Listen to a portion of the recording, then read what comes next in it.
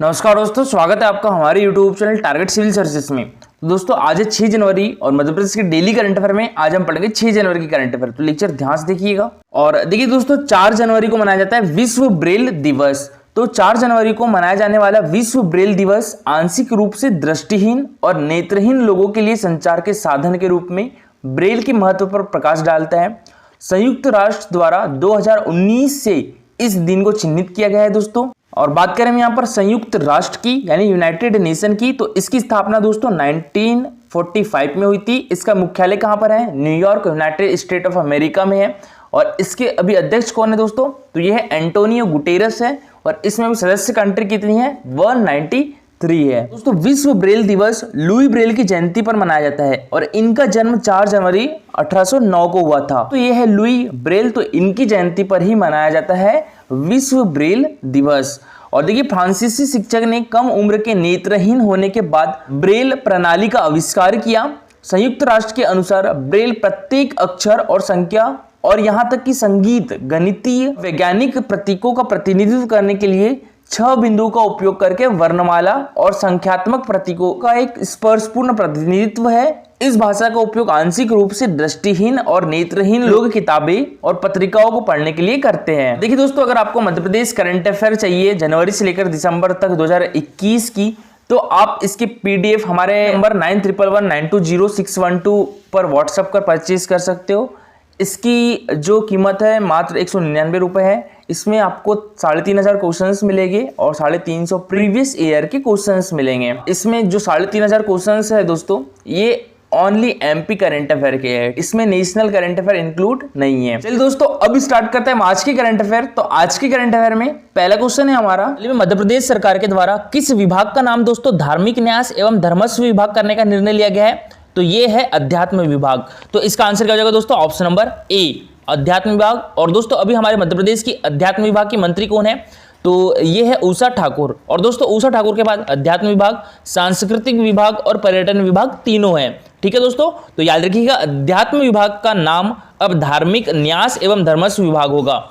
ये निर्णय किसके द्वारा लिया गया है? मध्य प्रदेश सरकार के द्वारा लिया गया है। और दोस्तों बात करें हम आनंद विभाग की, तो आनंद विभाग का गठन करने वाला देश का पहला राज्य कौन सा था दोस्तों? तो ये हमारा प्यारा मध्य प्रदेश था। और दोस्तों विश्व की बात करें तो विश्व में आनंद विभाग का गठन करने वाला पहला राज्य कौन सा था दोस्तों? तो ये था जापान था। ठीक है, इसकी स्थापना कब हुई थी दोस्तों? 2016 में हुई थी। फिर राज्य आनंद संस्थान बनाया गया और 2018 में दोस्तों धर्मस्व और आनंद विभाग को मिलाकर क्या कर दिया गया था? अध्यात्म विभाग कर दिया गया था। कब दोस्तों? 2018 में।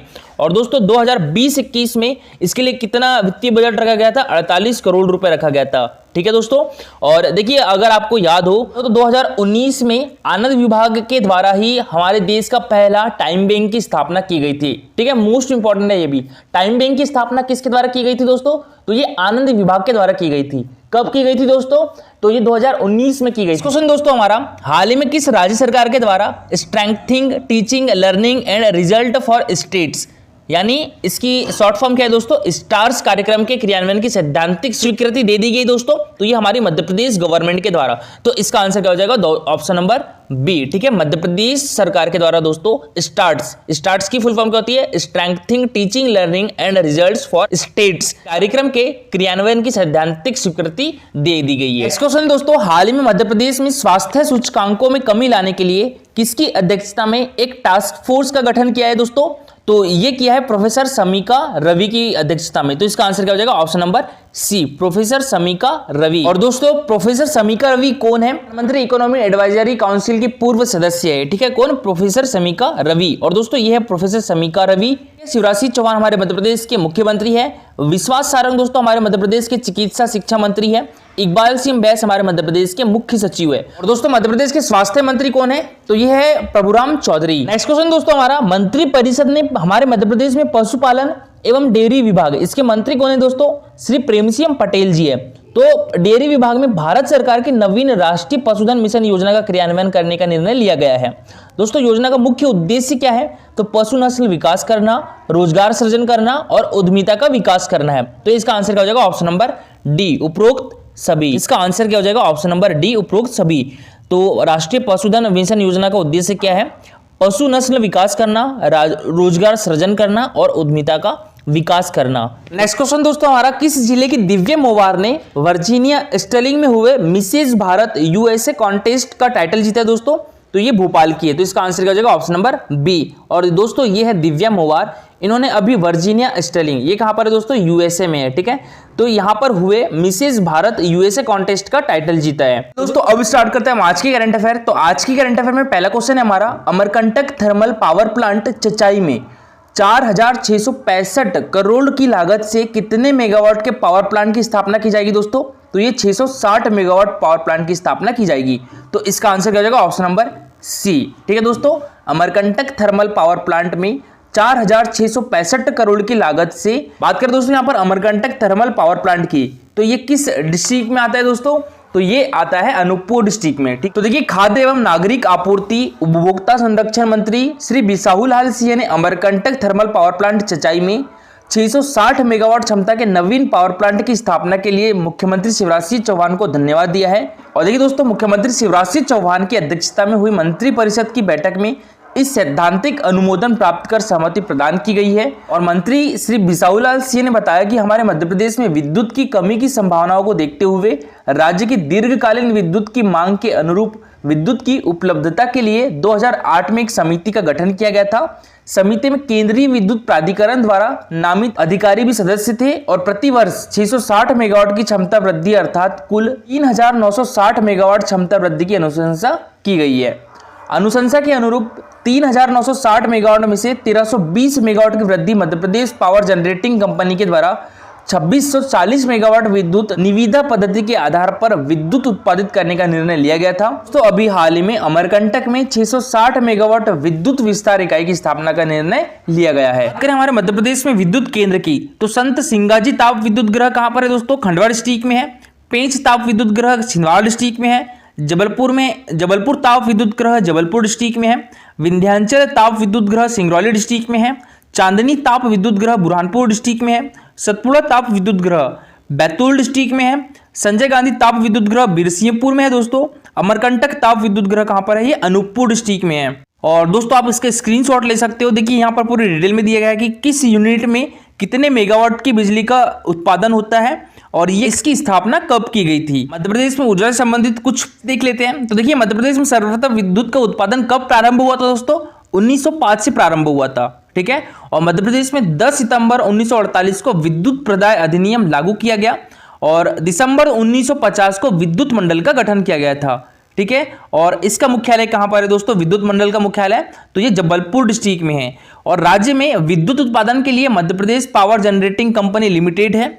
ट्रांसमिशन के लिए Madhya Pradesh power transmission company limited है। राज्य ग्रामीण विद्युतीकरण निगम की स्थापना कब की गई थी? 1960 में की गई थी। राज्य ग्रामीण विद्युतीकरण निगम का मुख्यालय कहां पर है? भोपाल डिस्ट्रिक्ट में है। और मध्य प्रदेश विद्युत मंडल का मुख्यालय कहां पर है? जबलपुर डिस्ट्रिक्ट में है। और इसकी स्थापना कब की गई थी? 1950 में की गई थी। और दोस्तों मध्य प्रदेश का पहला तापीय विद्युत केंद्र कौन सा है? तो ये नीपानगर स्थित चांदनी ताप विद्युत केंद्र है। और इसकी स्थापना कब की गई थी दोस्तों? तो इसकी स्थापना 1953 में की गई थी, याद रखिएगा। और यहाँ पर कितने मेगावाट की बिजली का उत्पादन होता है दोस्तों?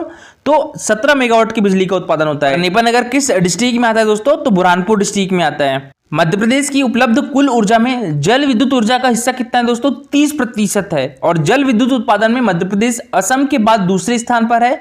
हमारे मध्य प्रदेश का पहला जल विद्युत केंद्र चंबल नदी पर अवस्थित गांधी सागर विद्युत केंद्र है। इसकी स्थापना 1960-61 में मंदसौर में हो गई थी। और मध्य प्रदेश की उपलब्ध कुल ऊर्जा में तापीय विद्युत का हिस्सा कितना है दोस्तों? तो ये लगभग 66% है। हमारे मध्य प्रदेश के 7 विद्युत केंद्र नेशनल थर्मल पावर कॉर्पोरेशन यानी एनटीपीसी के हैं तथा एक मध्य प्रदेश विद्युत मंडल का है। चांदनी ताप विद्युत केंद्र नेपानगर कागज मिल को विद्युत की आपूर्ति करता है। और दोस्तों सिंगरौली को हमारे मध्य प्रदेश की ऊर्जा की राजधानी भी कहा जाता है, ठीक है। तो हमारे मध्य प्रदेश की ऊर्जा राजधानी कौन सी है? सिंगरौली डिस्ट्रिक्ट है। और दोस्तों सिंगरौली डिस्ट्रिक्ट का गठन कब किया गया था?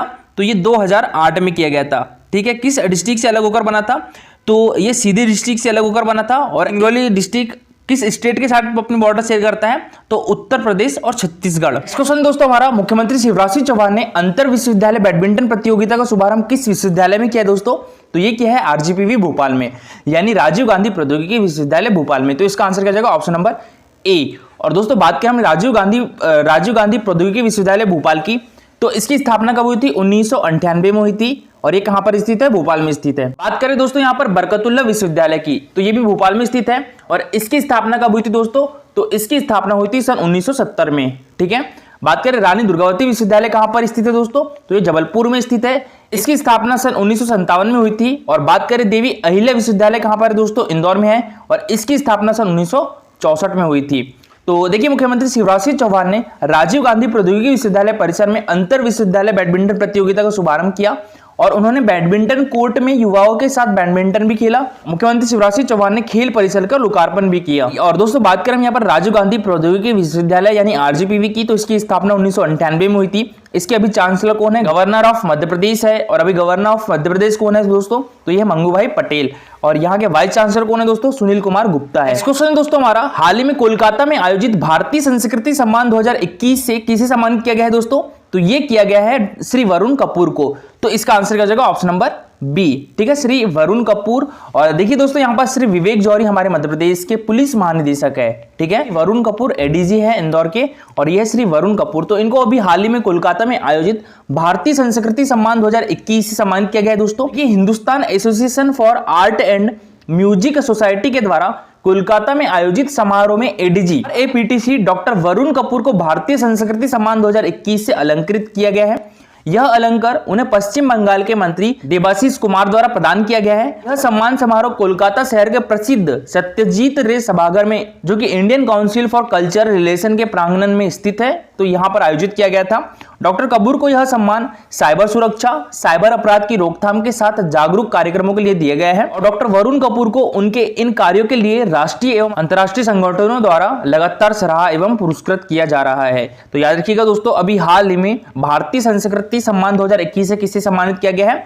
तो ये किया गया है श्री वरुण कपूर को।